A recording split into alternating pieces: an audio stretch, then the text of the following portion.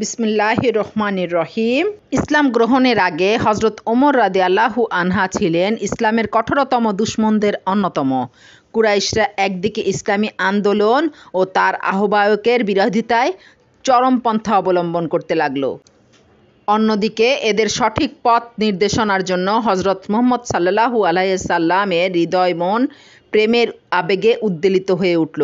আবু জেহেল এবং ওমর উভয়েই তার দুশমনিতে অত্যন্ত কঠোর ভূমিকা গ্রহণ করেছিল।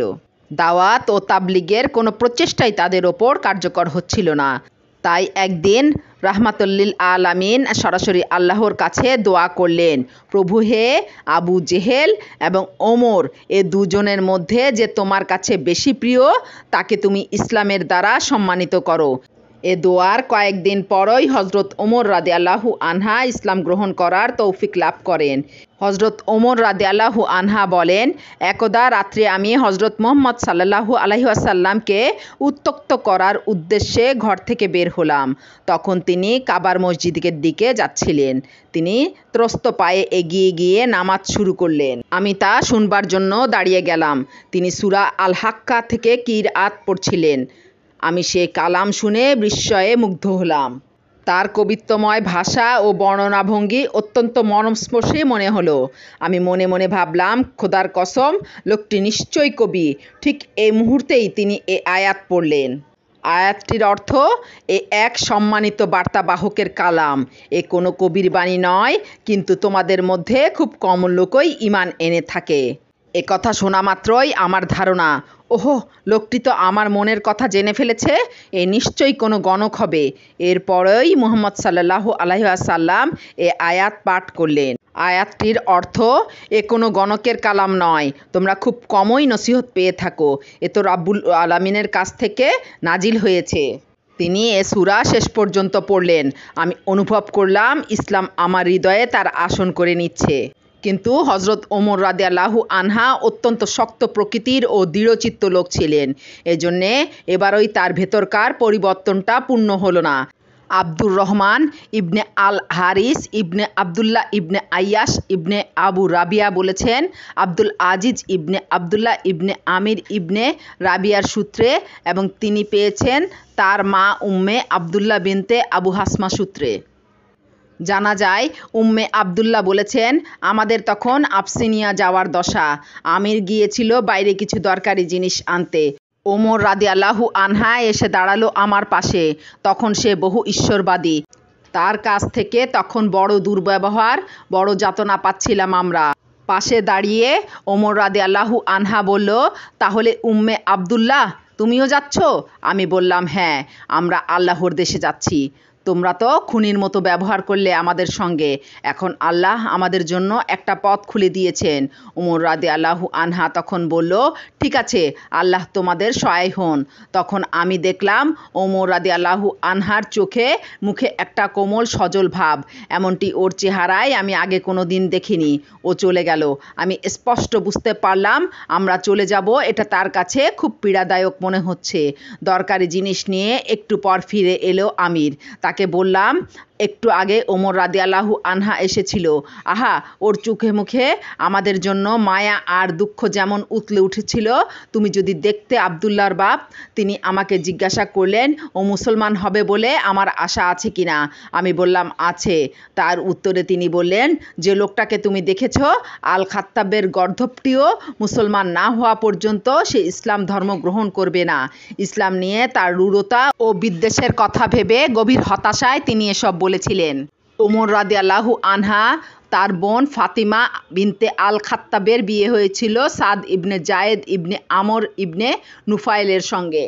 তারা দুজনই ইসলাম গ্রহণ করেন। সে সংবাদ ওমর রাদিয়াল্লাহু আনহার কাছে গোপন রাখলেন।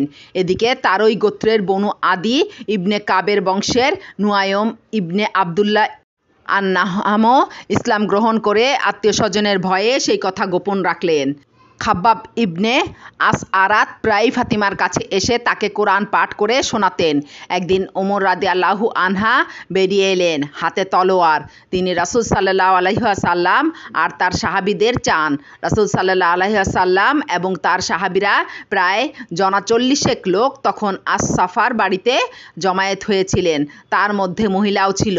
রাসূল করিম সাল্লাল্লাহু আলাইহি ওয়াসাল্লামের সঙ্গে ছিলেন তার পিতৃব্য হামজা, আবু বকর ও আলী। তারা সবাই মুসলমান হয়েছিলেন, কিন্তু আবিসিনিয়ায় হিজরত করেননি। নুয়ায়মের সঙ্গে দেখা হলো হজরত ওমরের। নুয়ায়ম তাকে কোথায় যাচ্ছেন জিজ্ঞাসা করলেন। ওমর রাদিয়াল্লাহু আনহা বললেন, আমি ধর্মত্যাগী মুহাম্মদকে ধরতে যাচ্ছি, যে মুহাম্মদ কুরাইশদের মধ্যে ভাঙন এনেছে, তাদের আচার অনুষ্ঠানকে উপহাস করেছে, তাদের ধর্মবিশ্বাসকে অপমান করেছে, তাদের দেবদেবীদের অপমান করেছে, তাকে আমি হত্যা করব। নুয়ায়ম বললেন, তুমি বুঝতে পারছো না ওমর, কি তুমি করতে যাচ্ছ? তুমি কি মনে করো মুহাম্মদ সাল্লাল্লাহু আলাইহি ওয়াসাল্লামকে হত্যা করলে বনু আব্দু মানাফ তোমাকে দুনিয়ার মাটিতে হাঁটতে দেবে? এর চেয়ে তুমি নিজের বাড়ি গিয়ে নিজের ঘর ঠিক করো না কেন? ওমর রাদিয়াল্লাহু আনহা বললেন, আমার ঘরের আবার কি হয়েছে? তোমার ভগ্নিপতি, তোমার ভাতিজা সাঈদ, তোমার বোন ফাতিমা সবাই তো মুসলমান হয়ে গেছে। তারা এখন মুহাম্মাদের ধর্ম পালন করে। কাজেই আগে গিয়ে তাদের ঠিক করো তুমি। ওমর রাদিয়াল্লাহু আনহা ফিরে এলেন বোনের বাড়িতে। বোন এবং ভগ্নিপতিকে তখন খাব্বাব পাণ্ডুলিপি থেকে সূরা তাহা পাঠ করে শোনাচ্ছিলেন। ওমরের গলা শুনেই খাব্বাব একটি ছোট কুঠুরিতে বা বাড়ির এক কোণে গিয়ে লুকালেন। কাগজের পাতাটি ফাতিমা উড়ুর নিচে লুকিয়ে ফেললেন। এদিকে ওমর রাদিয়াল্লাহু আনহা কিন্তু বাড়ির কাছে এসে খাব্বাবের পাঠ শুনে ফেলেছেন। কাজেই ঢুকেই তিনি হুঙ্কার দিয়ে উঠলেন, ওটা কি বাজে জিনিস আমি শুনলাম? তারা বললেন, কিছু শোনোনি তুমি? ওমর বললেন, আল্লাহর কসম আমি শুনেছি। আমি আরও শুনেছি তোমরা মুহাম্মদের ধর্ম অনুসরণ করছো। ওমর ভগ্নিপতি সাঈদকে ধরে ফেললেন। বলার সঙ্গে সঙ্গেই ফাতিমা উঠে এসে স্বামীকে রক্ষা করতে চেষ্টা করলেন। ওমর রাদিয়াল্লাহু আনহা ফাতিমাকে এক ধাক্কায় সরিয়ে দিলেন। পড়ে গিয়ে ফাতিমা আঘাত পেলেন। এমনই উম্মাদের মতো আচরণ করছিলেন যখন ওমর, তখন তারা দুজনে বললেন, হ্যাঁ আমরা মুসলমান, আমরা আল্লাহতে এবং তার রাসূলের ওপর ঈমান এনেছি, তোমরা এখন যা খুশি করতে পারো। ওমর রাদিয়াল্লাহু আনহা তখন বোনের রক্ত দেখলেন।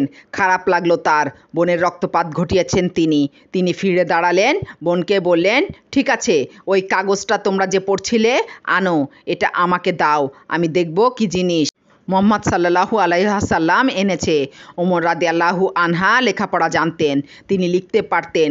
তার কথার জবাবে তার বোন জানালেন ওমরকে তা দিতে তিনি ভরসা পাচ্ছেন না। ওমর রাদিয়াল্লাহু আনহা বললেন, ভয় নেই।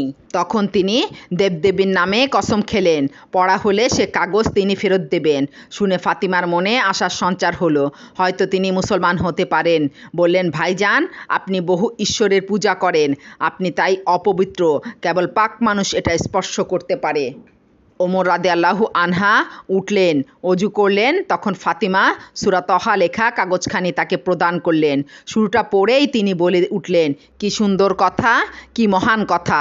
এ কথা শুনেই লুকানোর স্থান থেকে বেরিয়ে এলেন খাব্বাব। বললেন, আল্লাহর নামে বলছি ওমর, আমার মনে হয় আল্লাহ তাহার রাসূলের ডাকের ভেতর দিয়ে আপনাকে এক বিশেষ আসন দেবেন। আমি কাল রাতেই রাসূলুল্লাহ সাল্লাল্লাহু আলাইহি ওয়াসাল্লামকে বলতে শুনেছি, ইয়া আল্লাহ, আবুল হাকাম ইবনে হিশাম অথবা ওমর বিন আল খাত্তাবকে দিয়ে ইসলামকে মজবুত করো। ওমর রাদিয়াল্লাহু আনহা আল্লাহর পথে আসুন, আল্লাহর কাছে আসুন। ওমর রাদিয়াল্লাহু আনহা তখন বললেন, ঠিক আছে, আমাকে নিয়ে চলো মুহাম্মদের কাছে, ইসলাম গ্রহণ করব। খাব্বাব বললেন, রাসূল করিম সাল্লাল্লাহু আলাইহি ওয়াসাল্লাম কতিপয় সাহাবীর সঙ্গে আস-সাফার বাড়িতে আছেন। ওমর কোমরে তলোয়ার ঝুলিয়ে রাসূল করিম সাল্লাল্লাহু আলাইহি ওয়াসাল্লাম এবং তার সাহাবীদের উদ্দেশ্যে রওনা হলেন। তিনি তাদের দরজায় এসে আঘাত করলেন। তারা সবাই ওমরের গলা শুনে চিনতে পারলেন। একজন সাহাবী দরজার ফাঁক দিয়ে বাইরের দিকে তাকালেন, দেখলেন খোলা তলোয়ার হাতে ওমর দাঁড়িয়ে আছেন। তিনি রাসূলের কাছে গিয়ে বললেন, ওমর তলোয়ার নিয়ে এসেছে। হামজা বললেন, ওকে আসতে দাও। ও যদি ভালো উদ্দেশ্য নিয়ে এসে থাকে আমরা ভালো ব্যবহার করব, আর যদি বদমতলব নিয়ে এসে থাকে ওর তলোয়ার দিয়েই ওকে হত্যা করব আমরা। রাসূল করিম সাল্লাল্লাহু আলাইহি ওয়াসাল্লাম হুকুম দিলেন, প্রবেশ করলেন ওমর রাদিয়াল্লাহু আনহা। রাসূল করিম সাল্লাল্লাহু আলাইহি ওয়াসাল্লাম উঠে গিয়ে তার সঙ্গে দেখা করলেন, তার কোমর কিংবা মধ্যাহ্নের পরিচ্ছদ জড়িয়ে ধরলেন, জোরে তাকে টান দিলেন, বললেন, কেন এসেছেন ইবনে খাত্তাব? এখনো কি আল্লাহর পথে আসার সময় হয়নি আপনার?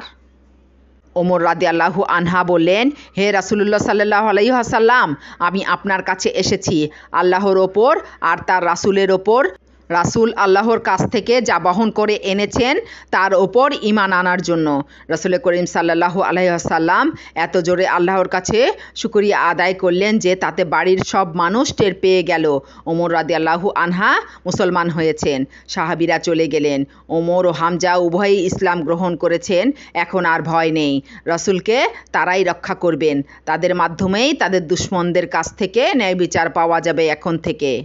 ওমর রাদিয়াল্লাহু আনহার ইসলাম গ্রহণ ছিল এক বিশেষ বিজয়। তার মদিনায় হিজরত ছিল বড় রকমের সাহায্য, আর তার প্রশাসন ছিল এক ঐশী অনুগ্রহ। তার মুসলমান হওয়ার আগে সবাই কাবায় নামাজ পড়তে পারত না। তারপর তিনি কুরাইশদের সঙ্গে যুদ্ধ করে কাবায় ঢুকলেন, সেখানে নামাজ পড়লেন, তার সঙ্গে সবাই পড়ল।